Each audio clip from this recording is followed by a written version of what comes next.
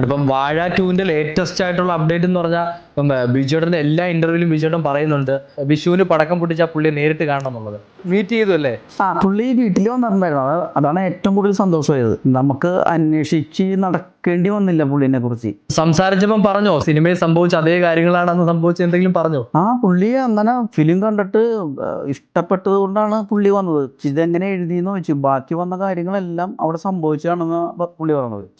മകൻ വന്ന് ഓടി വന്ന് കെട്ടിപ്പിടിക്കല്ല, പുള്ളിനെ വന്ന് ഉയർത്തുകയാണ് ചെയ്തത്. കാരണം മകൻ അപ്പം ഞാനാണ് ഇങ്ങനെ അത് എന്ന് പറഞ്ഞപ്പോൾ സത്യത്തിൽ എന്തിനാണ് വന്നതെന്ന് അറിയില്ലല്ലോ. കാരണം കെട്ടിപ്പിടിക്കാനാണോ തല്ലാനാണോന്ന് അറിയില്ലല്ലോ.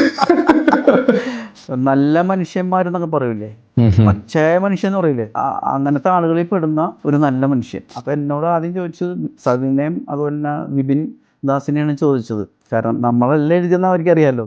അപ്പൊ അതെങ്ങനെ എഴുതിയെന്നുള്ളതാണ്.